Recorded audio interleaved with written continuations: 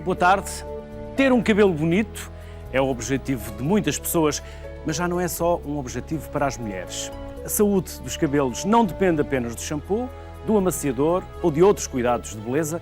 O que comemos, por exemplo, também tem muita influência. Aliás, os fios do nosso cabelo podem dizer muito mais de nós do que possamos imaginar.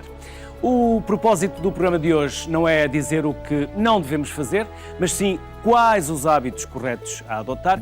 Queremos informar sobre o que fazer para melhorar a saúde capilar. Estamos em direto, como sabe, por isso podemos partilhar connosco, ou pode partilhar connosco, as suas dúvidas, seja através do Facebook, da nossa página habitual, seja também pelo habitual número telefónico 21 794 6163, 21 794 6163, que vai aparecer ao longo do programa no seu ecrã.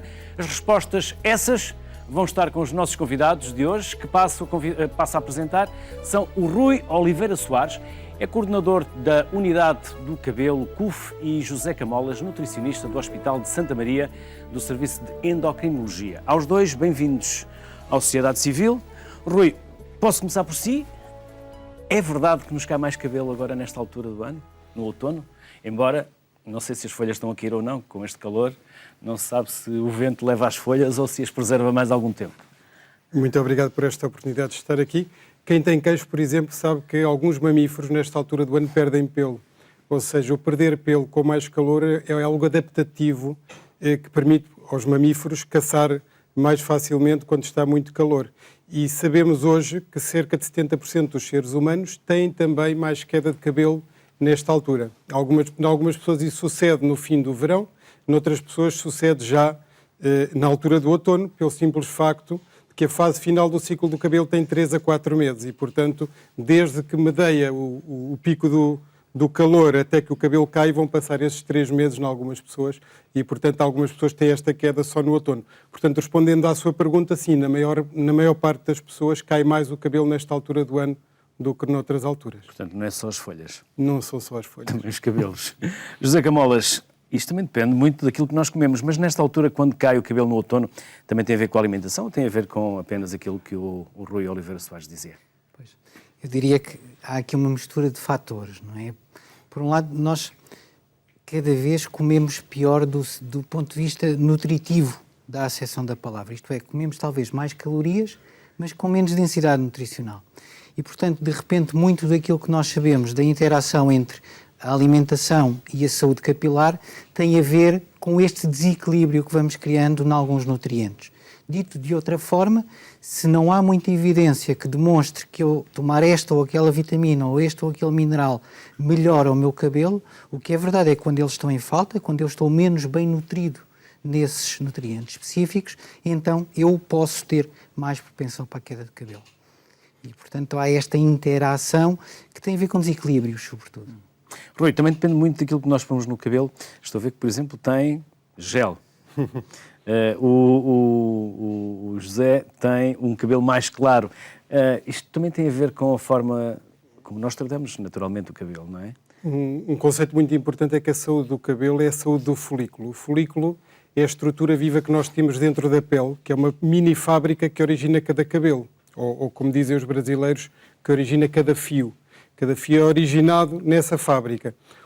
A saúde do cabelo é a saúde dessa fábrica, ou seja, tudo o que nos possa danificar essa divisão celular que está constantemente a ocorrer pode danificar o cabelo.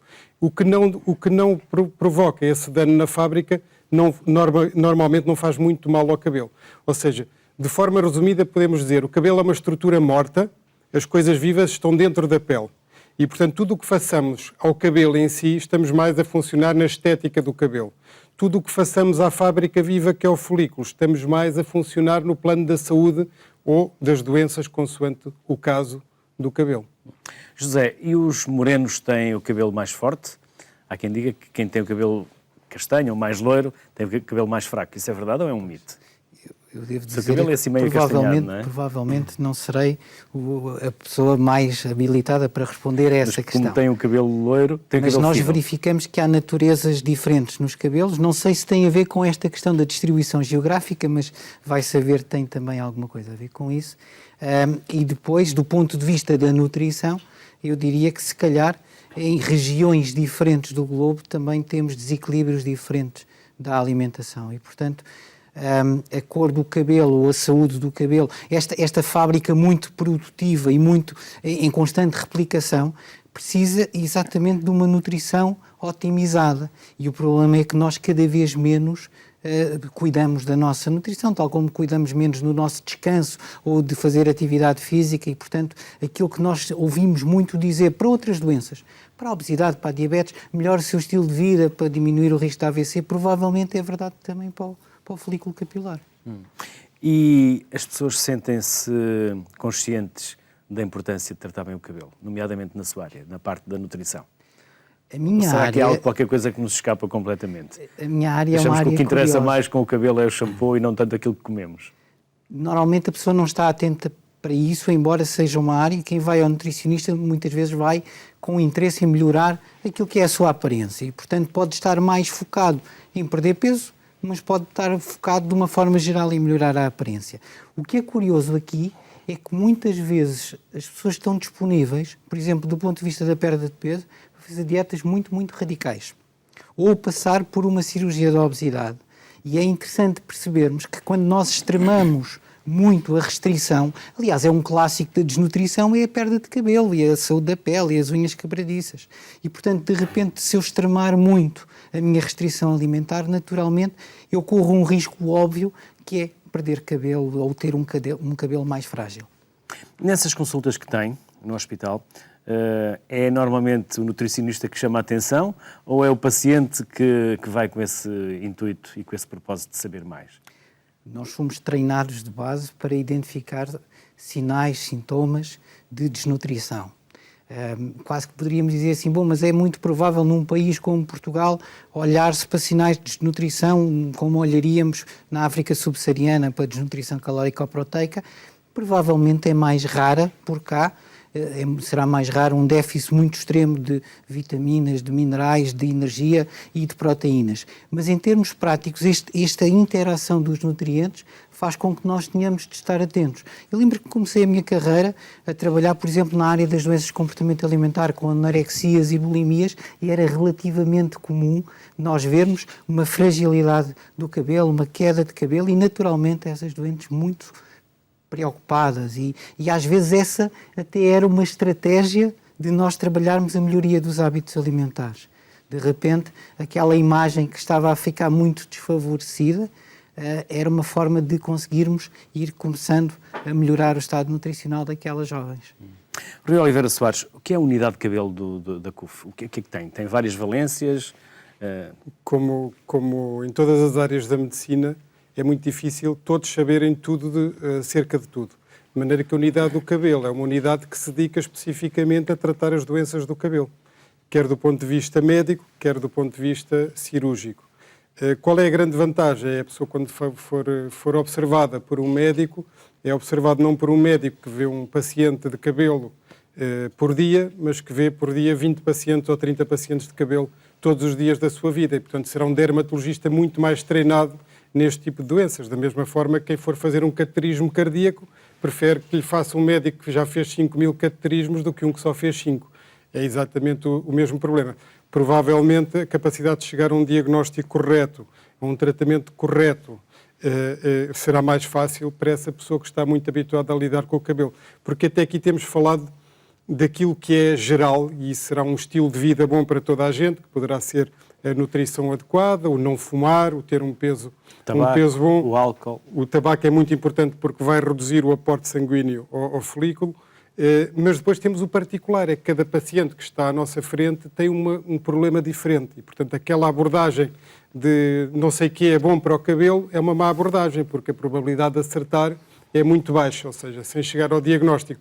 Como em todas as doenças, a primeira coisa para podermos tratar bem a doença é chegar ao diagnóstico, é saber aquele paciente que está à nossa frente o que é que tem.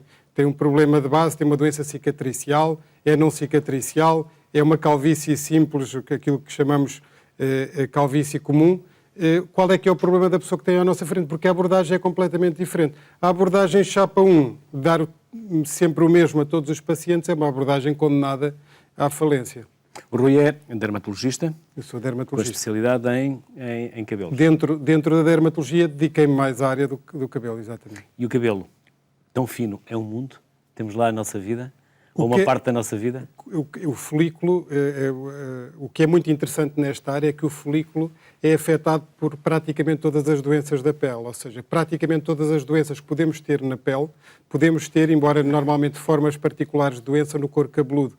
E, portanto, é preciso saber muito de dermatologia para poder perceber das doenças do cabelo. Ou seja, num primeiro passo é preciso saber muito da dermatologia, num segundo passo, então, entrar nas particularidades destas doenças no couro cabeludo e saber de que forma cada doença pode afetar o folículo. Lá no cabelo está o nosso comportamento dos últimos anos. Se andamos a tomar drogas, os medicamentos que tomamos, ou seja, temos ali um registro quase da nossa vida nos últimos anos num único fio de cabelo? Eu penso que não há que exagerar em algumas coisas, sim. Por exemplo, é possível, através da medicina legal, usa-se muito o cabelo para a detecção de drogas, como falou, por exemplo, mas não é, como eu referi, o cabelo é uma estrutura morta, não é no cabelo que está o principal cerne da questão. O principal cerne da questão relativamente às doenças do cabelo está na fábrica que origina o cabelo, ou seja, essa fábrica viva é que muitas vezes está alterada.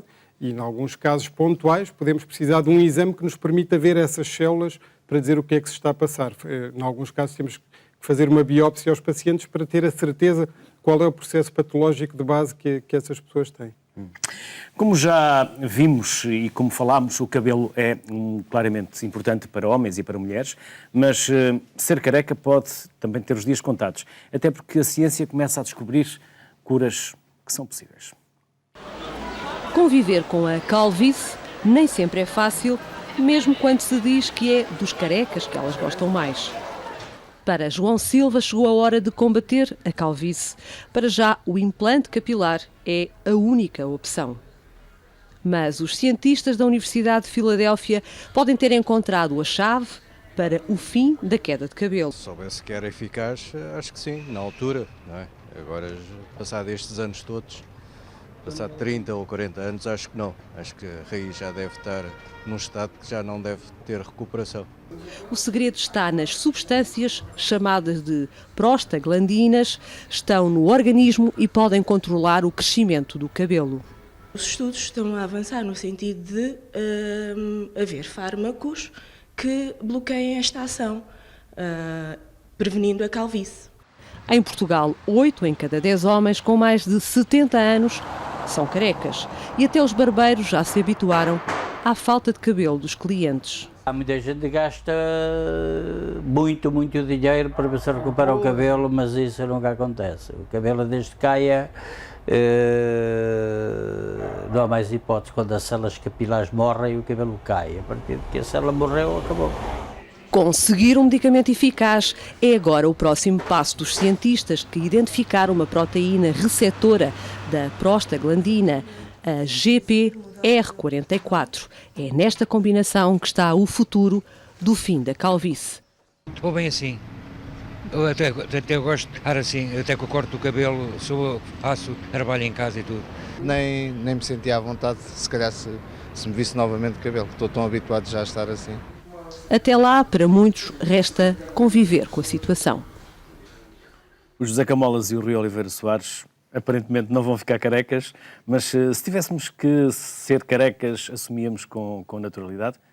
Porque houve alturas em que os homens se sentiam diminuídos e então punham os capachinhos, não é? E agora assumem com naturalidade a sua calvície, não é?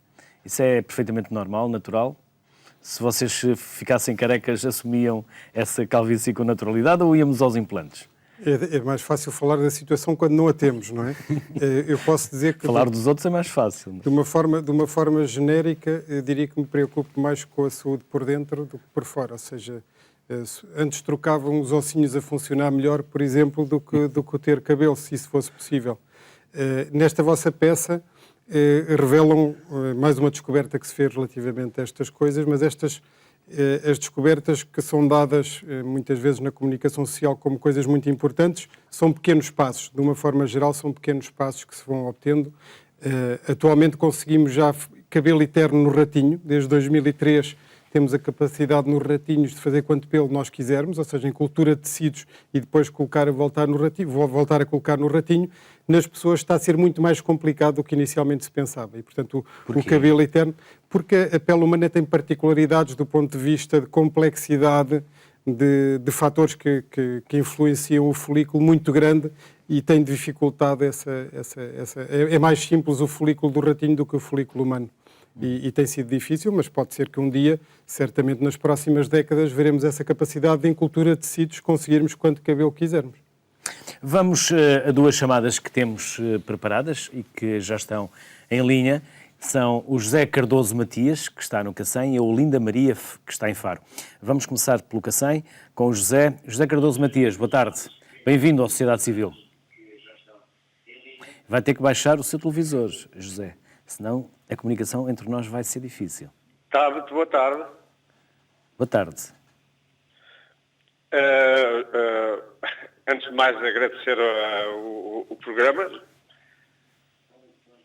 José, vai ter que baixar mesmo o som do seu televisor, porque isto vai tornar a nossa comunicação difícil. Já estou a tirar, já está no zero, tinha posto no silêncio, mas coisas.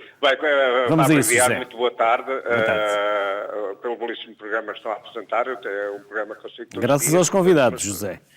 Sim, a si e aos seus convidados, os meus parabéns. Ora, eu tenho ouvido com muita atenção, fiquei a aprender muita coisa que não sabia, mas essencialmente eu vou ser muito rápido. Queria fazer duas perguntas.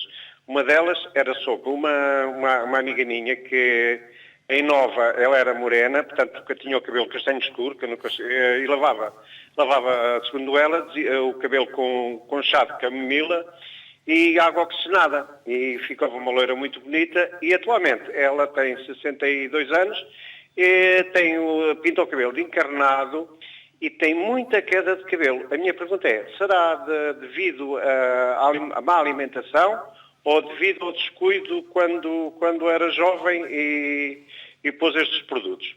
José, já sabemos que usava água oxigenada e que agora pinta o cabelo de vermelho, mas não sabemos quais eram os hábitos alimentares. Pois, os hábitos alimentares era, pronto, fazia uma alimentação normal, portanto só o nutricionista que poderia responder o que é que ela terá que fazer. Ok. José Cardoso Matias do Cacém, daqui a pouco vamos tentar obter algumas respostas para as questões que nos colocou. Do José, passamos para a Olinda. Olá, Olinda. Olá, boa tarde. Muito boa tarde. Muito boa Bom tarde tempo aí embaixo, em Faro também? Sim. Está sol, está calor e não damos pelo outono. É como se estivéssemos no verão. Olinda, vamos a isso. Muito obrigada. É o seguinte, eu em miúda disse sempre o meu cabelo é castanho, alourado, era, aliás, e tive sempre o cabelo liso, que me causava um certo complexo, já que o meu irmão tinha o cabelo muito encaracolado. E usei sempre o cabelo comprido. Curiosamente, com os meus 50 e poucos anos, um dia deu-me assim um amor, perdoei a expressão, e resolvi cortá-lo. A minha mãe estava cá. Lavei-o a seguir e quando ele começou a secar, porque eu não uso secador, a minha mãe perguntou-me o que é que eu tinha feito ao cabelo. Eu não percebi disso, não fiz nada.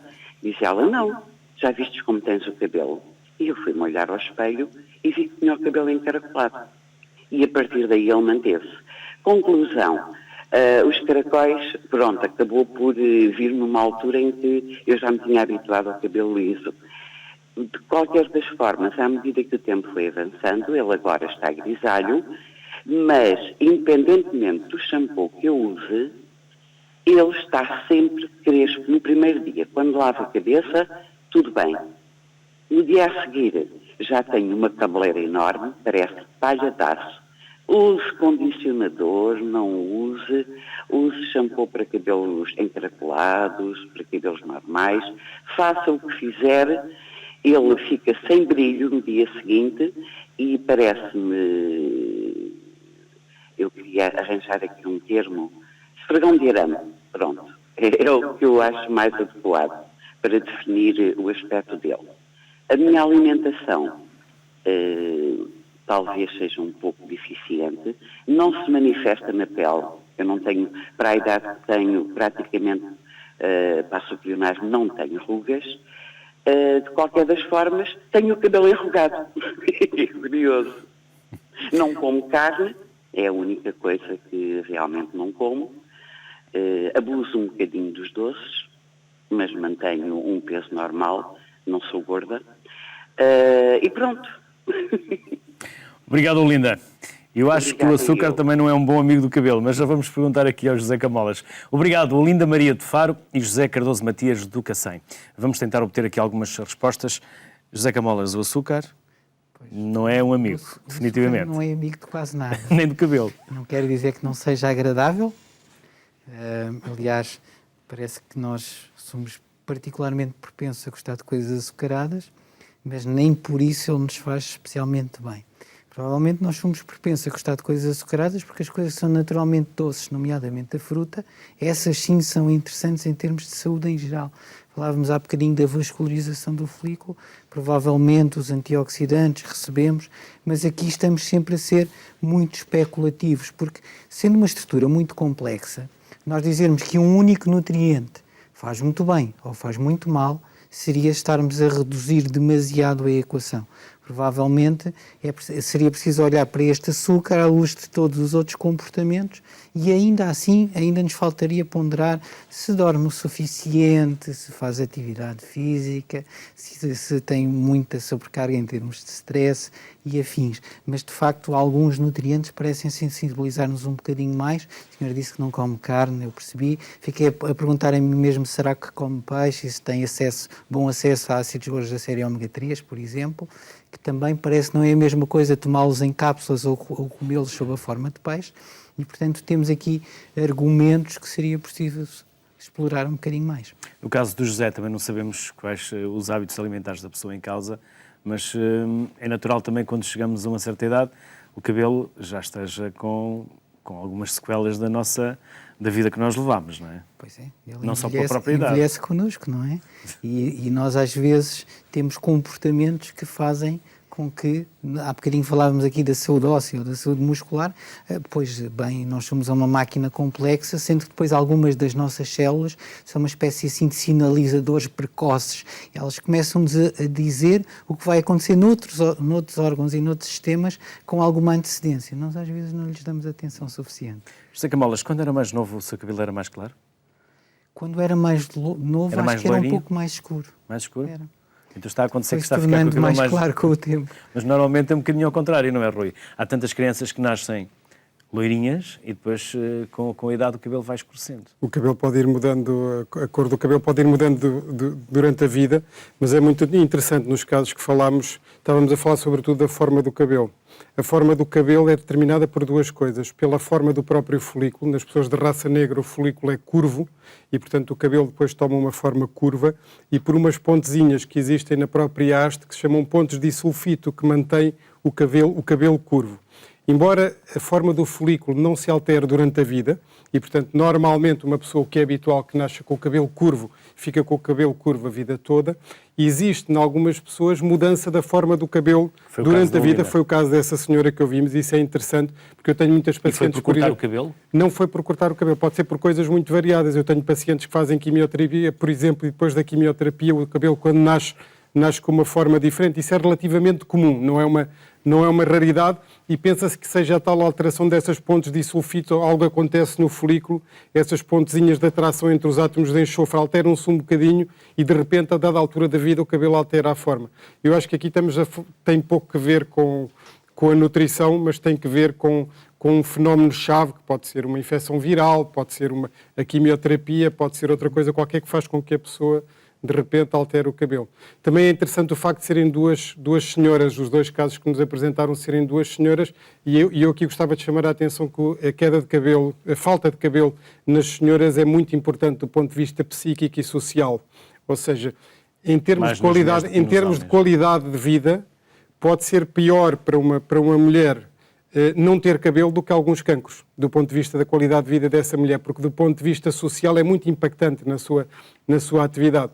Paradoxalmente, não existe grande ajuda para essas mulheres, enquanto uma senhora que tem uma psoríase dos cotovelos, por exemplo, tem grandes descontos nos medicamentos, paga só 10% em alguns medicamentos e noutros não pagará nada, o que eu acho muito bem que as pessoas possam usufruir disso, mas uma mulher que tem uma calvície grave, que é muito mais impactante do ponto de vista psíquico e social, não tem qualquer ajuda do Estado.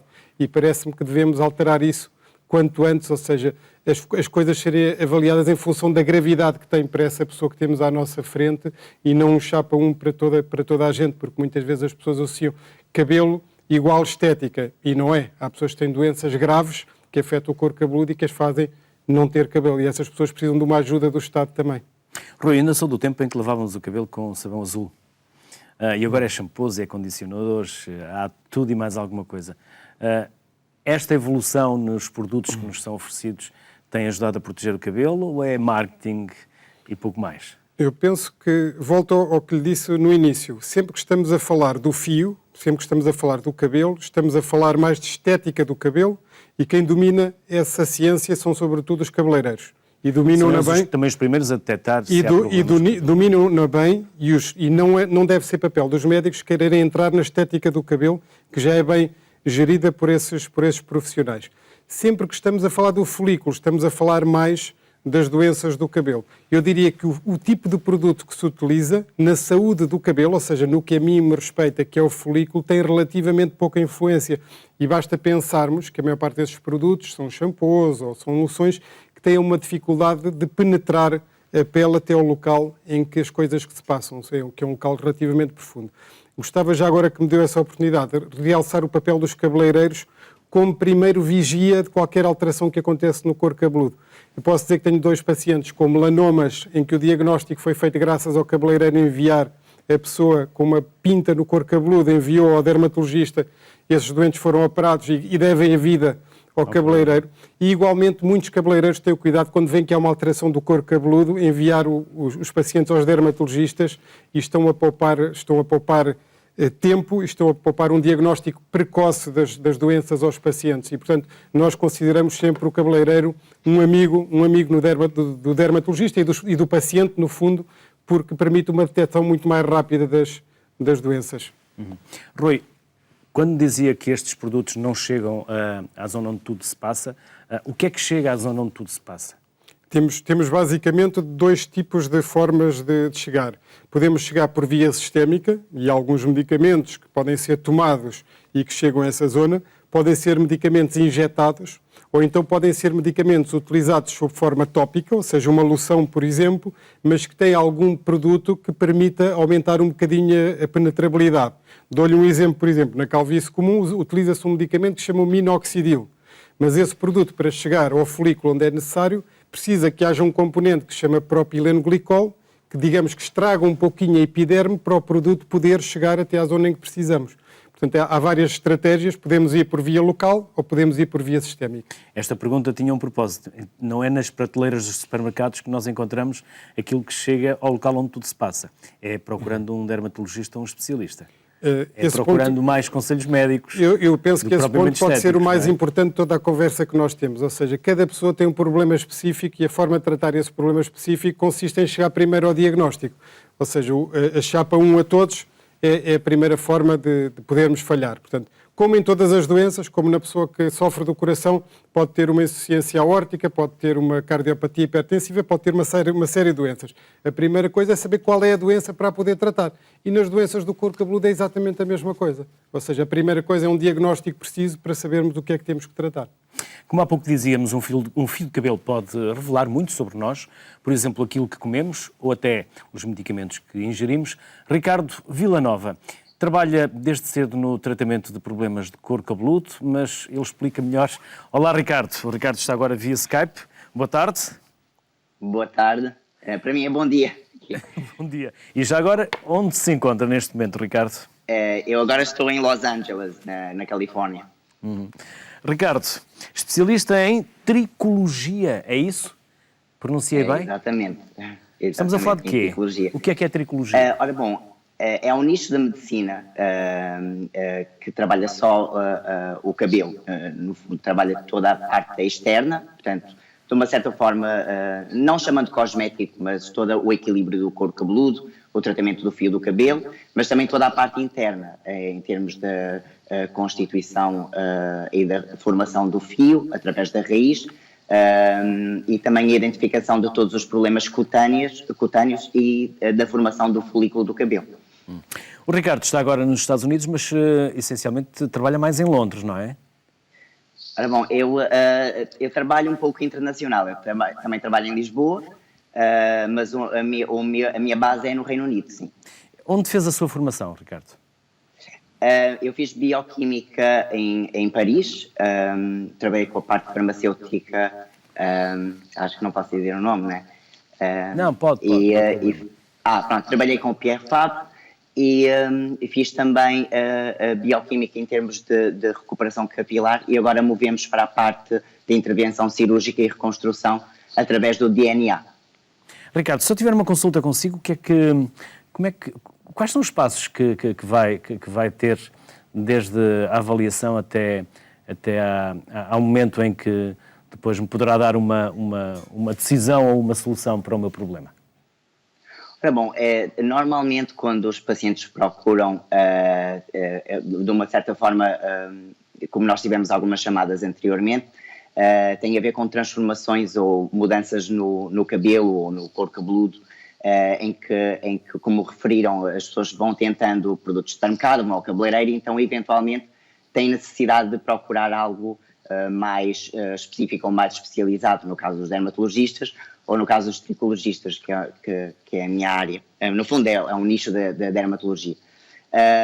Obviamente que através da análise do fio, do DNA de cada paciente... Mas é uma madeixa ou são só fios? São apenas 2, 3 fios que nós precisamos de tirar o cabelo pela raiz e conseguimos identificar as causas que criaram metamorfoses e conseguimos ir atrás mais ou menos num tempo de 5 anos, no time frame de 5 anos. Ou seja, alterações genéticas ou bacterial infecção, algum tipo de falta de condição de couro cabeludo ou desbalanço do pH ou toda a parte metabólica, toda a parte de formação, em termos de formação da cutícula, em termos da formação do fio e todos os elementos que vão desintegrando, quer do foro hormonal, nutricional ou até por agressão externa, por uso de cosméticos que não são adequados ao couro cabeludo, etc. Portanto, isso no fundo é uma análise profunda de todo o fator metabólico do cabelo através da raiz. Quais são os tratamentos mais frequentes ou mais usados, Ricardo? Bom, hoje em dia, como falamos há pouco, as necessidades são muito variáveis. É óbvio que a grande massa que procura os serviços de tricologia ou dermatológicos tem a ver com a perda de densidade ou perda de fio de cabelo. Portanto, esse é o fator mais visível e mais preocupante. Mas também temos casos em que as pessoas se preocupam com a condição de alteração da forma do cabelo, da condição de textura do cabelo para ficar mais seco ou mais hidratado, ou ter alterado a forma, ele era liso, ficou encaracolado, portanto, o porquê de todos esses fatores acontecerem. E, obviamente, se conseguirmos analisar em tempo, conseguimos, através do próprio metabolismo ou do próprio, do fundo da programação celular, manter a construção do cabelo mais constante, quase como um anti-envelhecimento para toda a performance do cabelo. São processos demorados. Mas o mais popular é assim, o ciclo do cabelo é um pouco longo. Todo o cabelo, desde a formação da raiz até ao estender em termos de comprimento, tem um período de vida entre 5 a 7 anos. Então, todo o processo de reconstrução, obviamente, pode demorar algum tempo, até que reconstituímos toda a formação e o recrescimento do folículo do cabelo. Ou, em alguns casos, se for apenas ajustes em termos de má alimentação ou ajustes em termos do couro cabeludo ou desbalanço do couro cabeludo, são fatores que se conseguem verificar mais rápido. Agora, também tudo depende da condição inicial e a alimentação do paciente, o estilo de vida, o cuidado que tem e todo o histórico interno, em termos de vulnerabilidade genética, vulnerabilidade hormonal, todo o metabolismo interno, portanto toda a exaustão, stress, tudo isto também vai afetar na estabilidade ou no grau de recuperação. Ricardo, muito obrigado por ter vindo à Sociedade Civil, obrigado pelo tempo que nos dedicou, obrigado também por ter estado em espera e por ter aguardado. Obrigado mais uma vez e até uma próxima. Prazer. Felicidades, Até breve, Ricardo. Obrigado. Rui, como é que se faz a consulta? Nós estamos a falar de dermatologistas e depois os exames de diagnóstico, também depende daquilo que se perspectiva ou aquilo que se percepciona, não é? Eu penso que houve aqui duas coisas que ficaram um pouquinho confusas e gostava de aclarar. A primeira é que a especialidade que trata do cabelo é a dermatologia, ou seja, não existe a especialidade de tricologia. O que existe são dermatologistas que se dedicam à tricologia e depois existem pessoas com formações muito variadas que se dizem tricologistas, com formações que podem ser uma formação de 15 dias em algum sítio, ou como ouvimos este colega com uma formação bioquímica num laboratório, mas quer dizer, a especialidade de tricologia não existe como especialidade médica, ok? Quem se dedica à tricologia são os dermatologistas, tal como o caso das unhas, exatamente a mesma coisa. Portanto, estamos a falar de uma especialidade médica, que é a dermatologia. Segundo aspecto, 99,9999% dos diagnósticos fazem-se através de falar com o doente, observação clínica e ver o couro cabeludo em aumento, aquilo que se chama a tricoscopia. Ou seja, os exames complementares que não são necessários são relativamente raros, ou seja, menos de um em 100, ok? E esses exames são, sobretudo, o fototricograma ou o tricograma, podemos nem precisar de arrancar cabelo nenhum, e, em alguns casos, a biópsia. O examinar bioquimicamente um cabelo, sabe-se hoje que tem uma utilidade para o diagnóstico praticamente nula, ou seja, o gastar muitas vezes centenas de euros para analisar bioquimicamente o cabelo não tem qualquer utilidade. Isso é uma coisa que os pacientes devem saber. Portanto, aqui as coisas que contam são, em primeiro lugar, a observação clínica, chegar a um diagnóstico, se houver dúvidas, tricoscopia, isso ajuda-nos quase sempre, e se persistir a dúvida, a biópsia cutânea.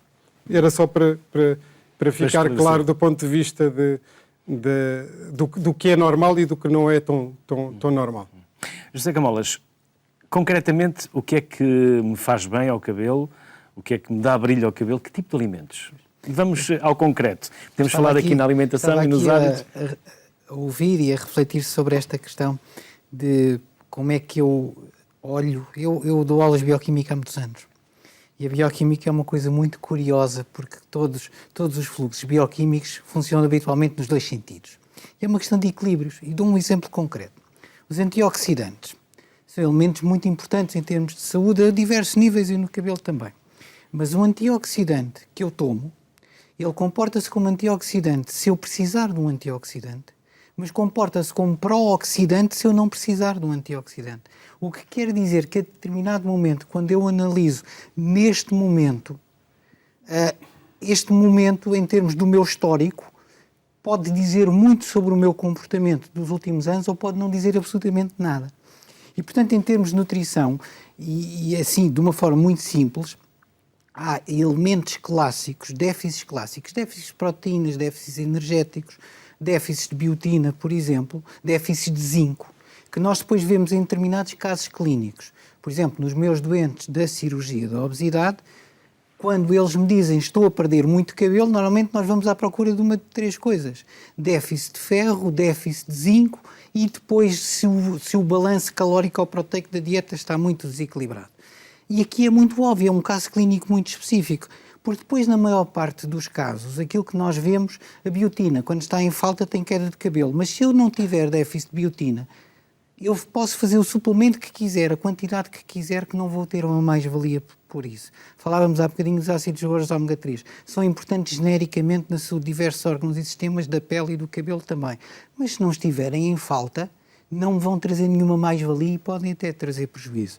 Portanto, de uma forma geral, aquilo que sabemos sobre alimentação para a saúde do cabelo é mais ou menos isto. Nós precisamos de ter um padrão alimentar estável ao longo do dia, mais ou menos com o mesmo número de refeições. O mínimo são 3, e depois posso incluir mais 2 ou 3 refeições intermédias. Deve ser um padrão muito rico em legumes, hortícolas e frutos frescos, preferencialmente da época, deve ser... Cenoura, por exemplo. aveia, espinafres. E depois, quanto mais variar, melhor, tanto nas cores como nas texturas. Depois deve ter quantidade... Portanto, a cenoura não faz só bem aos olhos, também faz bem aos cabelos. Os legumes, de uma forma geral, têm aquilo que os médicos chamam efeitos pleiotrópicos. Têm efeitos a todos os níveis. Sendo que depois, lá está, é sempre uma questão de equilíbrios. Não é por eu comer muitas cenouras e ter muitos carotenoides que vou ter melhor saúde da pele e do cabelo. Não há milagres, não se fazem milagres. Sim, podem-se complementar, Deixe-me claro. dar os parabéns ao meu colega de programa pelo que acaba de dizer, porque eu subscrevo totalmente o que ele esteve a dizer. Ou seja, as pessoas pensam que muitas vezes os nutrientes, por se encharcarem de nutrientes, melhoram. Ou seja, o nutriente, de uma forma geral, a quem falta vai ajudar, mas a quem não falta não vai ajudar. Ou seja, o que ajuda no geral será o estilo de vida saudável. E na pessoa que tem déficit de ferro, ou que tem déficit de zinco, ou que tem déficit de biotina, então nessa pessoa o nutriente pode ajudar. Já agora podemos puxar aqui a conversa aos produtos naturais, que os pacientes, de uma forma geral, adoram, e há que desmistificar, pelo facto de uma coisa ser natural, primeiro não quer dizer que precisamos dela, e em segundo lugar não quer dizer que não nos possa fazer mal. As coisas naturais, pelo facto de serem naturais, não deixam de poder ser malévolas para a nossa saúde. Eu gostava de deixar este alerta porque muitas pessoas têm uma fé extraordinária em coisas por serem naturais, pelo simples facto de serem naturais, e quer as naturais, quer as artificiais, podem-nos fazer bem ou podem-nos fazer mal se forem adequadas ou se não forem. Na verdade, tem tudo a ver com o bom senso e com o estilo de vida que nós temos, não é, José? Com equilíbrio e com pontos de equilíbrio. Nós devemos sempre pensar que a alimentação, como as diversas dimensões da nossa vida profissional, da nossa vida afetiva, precisam de equilíbrios. Os comportamentos extremados normalmente dão mau resultado. Dão mau resultado em termos sociais, vemos isso todos os dias nas notícias, dão mau resultado nas relações, dão mau resultado na alimentação também. Portanto, há aqui uma questão de equilíbrio, e o equilíbrio nutricional, eu, assim, de uma forma mais prática, pensar que se eu tiver dúvidas sobre a saúde do meu cabelo, então eu devo procurar, numa primeira instância, um dermatologista. Se de repente perceber que há ali déficits nutricionais, então eu devo falar com um nutricionista. E, portanto, este equilíbrio, este trabalho de equilíbrio na minha vida pessoal, e não saltar rapidamente para aquele suplemento que o menor dos males é só custar dinheiro. Porque depois o outro mal é ter efeitos acessórios que ainda podem piorar a saúde do cabelo aí também. O gastar dinheiro é só o mal menor. É o mal menor. Vamos até Carcavelos e ao Monte da Caparica, porque em Carcavelos está o Augusto Santos e no Monte da Caparica está a Maria José Lourenço. Começamos por Carcavelos com o Augusto. Olá, boa tarde. Bem-vindo. Aproveito para dar os parabéns ao vosso excelente programa, que eu sigo regularmente e aprecio. Obrigado, e queria pôr uma questão. Existe, parece-me a mim, uma tendência para a eliminação das zonas pilosas, quer mesmo nos homens, quer nas partes íntimas, e existe, de facto, uma tendência nesse sentido. Gostava de saber prós e contras desse comportamento. Gostava de saber também se há algum sinal de subdesenvolvimento, as pessoas terem excesso de pelos, e a opinião dos seus convidados sobre a luz pulsátil, os inconvenientes dessa tecnologia. Boa tarde e muito obrigado. Qual é a tecnologia, Augusto? Peço desculpa. Luz pulsátil.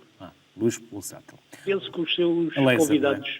É uma espécie de laser, exatamente. Obrigado, Augusto. Boa Já tarde, lá vamos. muito obrigado. Obrigado, Augusto de Carcavelos. Maria José, no Monte da Caparica. Olá, Maria.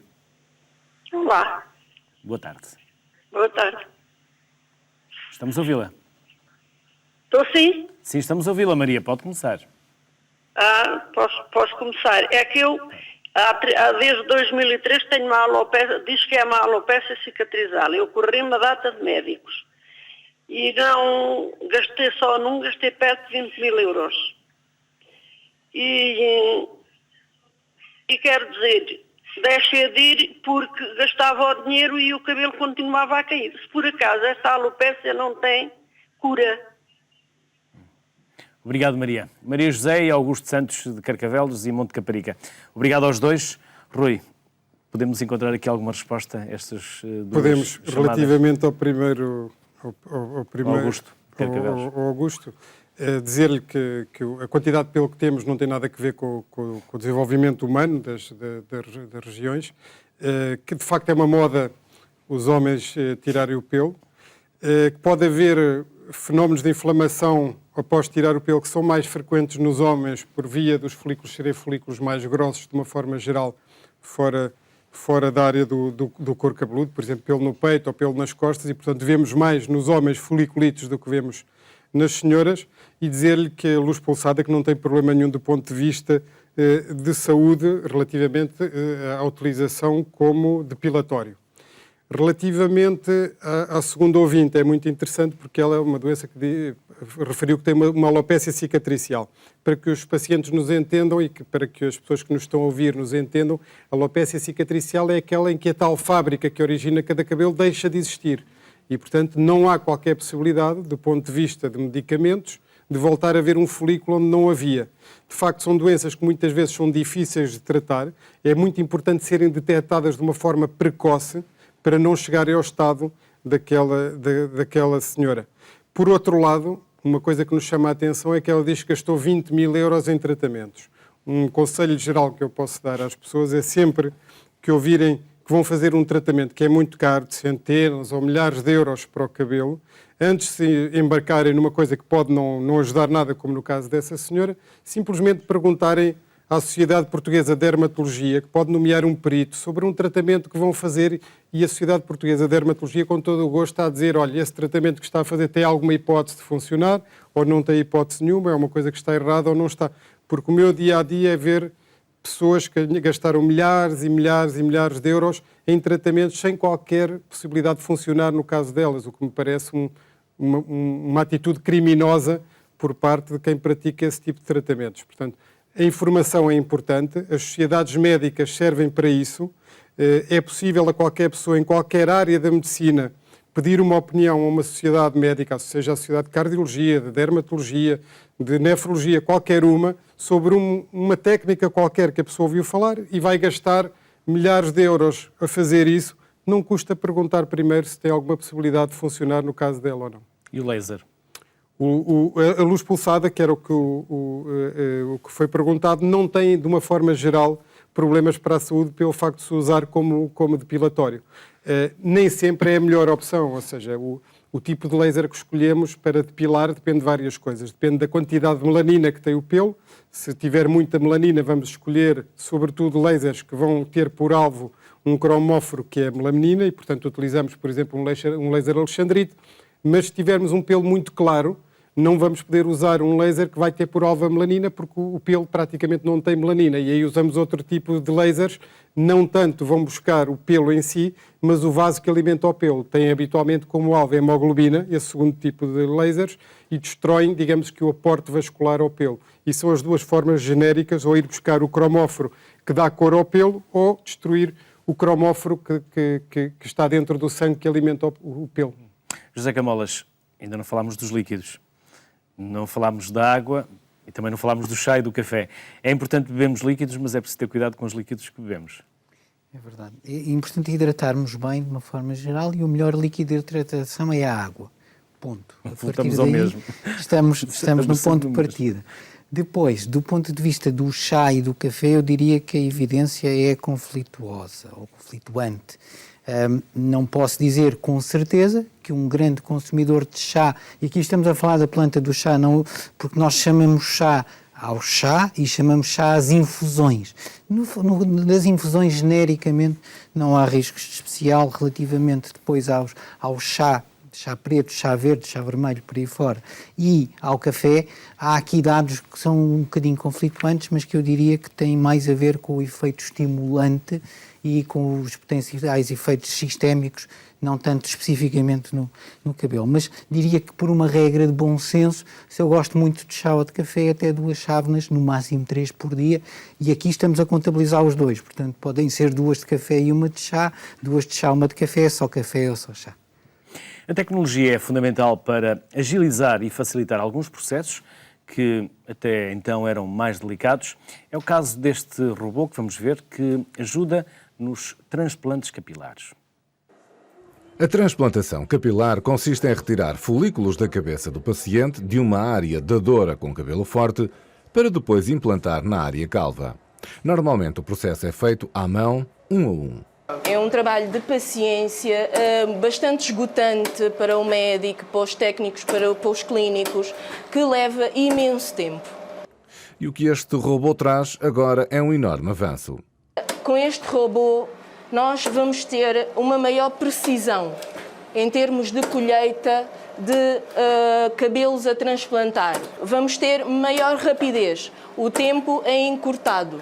Em vez de um paciente com uma calvície grande, desde a frente até a coroa, precisar de vir, por exemplo, 2 dias, passa a precisar de vir apenas 1. Como se trata de um trabalho minucioso, o robô é muito mais eficaz a analisar a quantidade de folículos viáveis e consegue colher 1000 por hora. Podemos programar o número de incisões que queremos fazer depois da colheita, obviamente, no segundo passo, o número de incisões, a angulação, através de umas fotografias que temos do nosso paciente e também, hoje em dia, já conseguimos mostrar ao próprio paciente qual é a previsão de como é que ele vai ficar nas zonas calvas. Ao fim de 3 meses, o cabelo começa a crescer normalmente. A calvície é um problema genético que afeta 50% dos homens e cada vez mais mulheres. Uma mulher normalmente usa o cabelo longo e vasto, não é? Se o perde, é como se perdesse parte do seu corpo, não é? É completamente detonador para a autoestima. E as mulheres chegam a deprimir. É o que normalmente constatamos cá, que há depressões associadas à calvície, no caso das mulheres. Eu acho que isto é uma questão de autoestima. Eu, como estava a ficar careca, aproveitei e fiz este tratamento.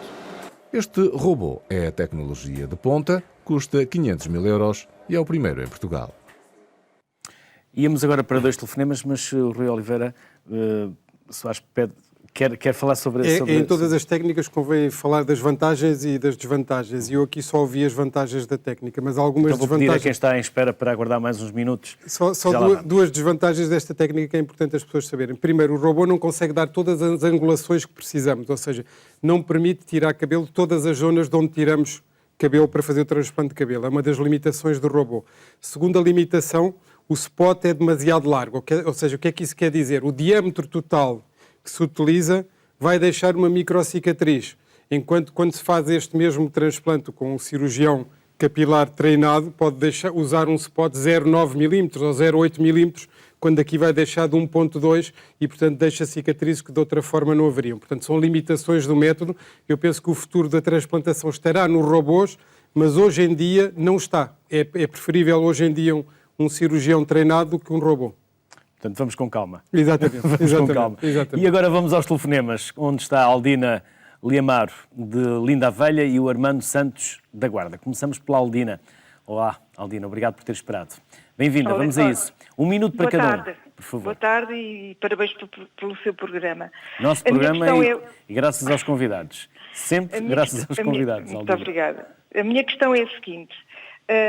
Eu sempre tive o cabelo fraco. Aos 23 anos morreu-me um bebê dentro de mim, ficando morto durante 1 mês e meio, e a partir daí o meu cabelo começou realmente a ficar extremamente fraco. Eu tenho 65 anos, portanto vejo aos anos que eu tenho este problema.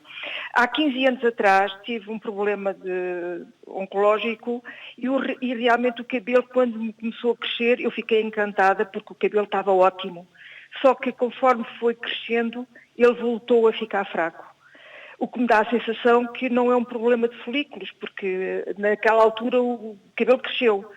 Porquê é que eu tenho este problema toda a vida? E que é um complexo enorme que eu tenho, como devem calcular, não é? Obrigado, Aldina, de Linda a Velha. Armando, da Guarda. Olá, boa tarde. Armando? Não, parece-me que não temos o Armando. A chamada terá caído. Rui Oliveira Soares, podemos comentar aqui, há duas coisas importantes. Há um evento, no caso desta senhora, que é marcante e que em muitas senhoras pode ser o primeiro momento em que começa a haver a calvície comum. Ou seja, a calvície comum, muitas vezes na mulher, a primeira vez que a mulher se apercebe é depois de um episódio de grande queda de cabelo. Isto pode ser um pós-parto, pode ser pós-depressão ou pós uma notícia má, ou pós uma dieta, no caso desta senhora, num pós-aborto. Esse é o momento em que se apercebe pela primeira vez da falta de cabelo, mas depois é um processo contínuo que já vinha provavelmente um bocadinho mais de trás, mas que se acentua muito a partir desse momento. Claro que teríamos que saber observar a senhora e saber se era o problema dela, mas uma história que encaixaria aqui seria a calvície comum nesta senhora, que se apercebeu pela primeira vez devido a esse deflúvio, ou seja, a essa queda grande pós-aborto. José Camolas, que outros alimentos nós podemos e devemos consumir para proteger e para nos dar mais saúde capilar? Eu diria, há bocadinho já falámos dos legumes e dos hortícolas, e depois é importante encontrarmos aqui um bom equilíbrio entre os fornecedores de energia, e nos grandes fornecedores de energia temos os hidratos de carbono e temos as gorduras, e portanto é aqui um jogo de equilíbrio. Cuidado com os alimentos processados? Muito cuidado com os alimentos processados, e por duas ordens de razões. Primeiro, porque se falarmos, por exemplo, de hidratos de carbono, normalmente eles estão muito diminuídos na sua qualidade, porque, por exemplo, quando nós pegamos num cereal e o vamos refinar muito, vamos perder algumas das vitaminas importantes, por exemplo, a vitamina PP. Depois, por outro lado, muitas vezes são muito adicionados de sal e de açúcar, o que faz com que, do ponto de vista da saúde em geral, sejam menos saudáveis, vamos dizer assim. Depois, dentro do grande grupo das gorduras, é importante haver aqui um equilíbrio entre aquilo que é gordura de origem animal e aquilo que é gordura de origem vegetal. Obviamente, nós estamos aqui a falar entre mediterrâneos e o azeite é um elemento importante, não só por ser uma gordura monoinsaturada, mas também porque tem depois outros componentes no azeite que são importantes, mas tudo isto na justa medida. Porque, de repente, se eu também ganhar peso demais, esse excesso de peso e todos os fenómenos metabólicos que se associam podem ser também um determinante da queda de cabelo, ou pelo menos da pouca qualidade do cabelo. Por outro lado, já falámos há bocadinho, se de repente eu decidir agora tenho peso a mais e quero perder os 20 quilos que ganhei nos últimos 20 anos, nos próximos 3 meses, eu vou adotar estratégias que de repente vão fragilizar o cabelo. Depois, do ponto de vista da proteína, é importante percebermos que todo o que são estruturas proteicas precisam de proteína, mas não precisam de proteína aos quilos, nem em excesso. Precisam da justa quantidade. E, portanto, nós, ocidentais, temos consumos excessivos, grandes quantidades de carne e de peixe nas nossas refeições. Provavelmente não precisamos de comer mais, precisamos é de comer menos em termos de aportes de proteína, ou de ingestão de proteína, melhor dizendo. De uma forma genérica, o mais base possível, isto é, o menos processado possível, representante de todos os grandes grupos alimentares, e identificar e, portanto, estar atento e falar eventualmente com o nutricionista relativamente a potenciais déficits nutricionais e, nesse caso, de facto, numa primeira instância aumentar os alimentos que são fornecedores desses nutrientes e numa segunda fase, se não conseguirmos ir lá então fazer suplementação, mas suplementação depois de confirmado o déficit e não suplementação só porque sim. O Armando Santos está agora em linha. Armando, temos mesmo muito pouco tempo, sim, 20 segundos. Boa tarde, bem-vindo. Vamos a isso. Boa tarde. A calvície é uma coisa que ninguém combate. Está nos germes. Mas podemos retardar ou minimizar. Temos os nossos hábitos, como de resto temos vindo a falar. Pois, nós temos personalidades muito importantes no planeta, tinham todo o dinheiro para combater e não conseguiram. Eu só lembro um presidente da França, que é muito famoso, que penso eu que ainda está vivo, Valéry Giscard d'Estaing. Não digo mais nada. Obrigado, Armando. Bom, a gente tem dinheiro para combater, mas não há solução para ela. É um gênese. Obrigado, Armando. Estamos mesmo a terminar. Armando Santos, da Guarda, obrigado por ter vindo à Sociedade Civil. Peço-lhe desculpa por não termos dedicado mais tempo, mas, assim, muito rapidamente aqui, porque temos um minuto, lavar a cabeça muitas vezes, ou várias vezes ao dia. Indiferente. É indiferente? É um mito. É um mito. Secador de cabelo. Indiferente. É indiferente? Simplesmente não devemos ficar muito quente com o cabelo com água, porque podemos ferver o próprio cabelo. É a única capacidade de danificar. Temperatura não muito elevada. Sobretudo se o cabelo estiver muito molhado. Primeiro secar com a toalha e só depois com o secador. Água fria ou água quente? Sem problema. Desde que não seja muito quente. Desde que não seja muito Desde quente. que não se queime. Desde que não se queime. Mais algum mito que seja necessário desfazer? Há vários, que o cortar o cabelo que fortalece, também não. Já vimos que é uma estrutura morta e, portanto, não tem como fortalecer. Há também muito o mito que os géis que podem fazer mal, coisas que aplicamos no cabelo. De uma forma geral, tudo o que aplicamos no fio não faz bem nem mal. O que podemos danificar, de facto, faz mal de longo prazo, é danificar o folículo, mas isso são poucas as coisas que podem fazê-lo. José Camolas, algum mito na área da nutrição seja possível desfazer? Sobretudo o mito é saltarmos para a suplementação sem percebermos primeiro a base. Se a minha alimentação for muito má, eu posso suplementar muito, porque no fundo é tentar construir uma casa pelo telhado. O telhado, a casa só com o telhado não serve para nada e, portanto, preciso ter uma boa base alimentar e depois, eventualmente, suplementar no que seja necessário. Já chegamos ao fim. Antes que nos arranquem os cabelos, temos mesmo de terminar o programa. Muito obrigado pelo tempo que nos disponibilizaram, pelos vossos conhecimentos e pelos vossos saberes que partilharam connosco e com todos aqueles que assistiram à Sociedade Civil. Bem-ajam. Hoje falámos pelos cabelos e pelos cabelos aqui ficámos. Obrigado. Boa tarde.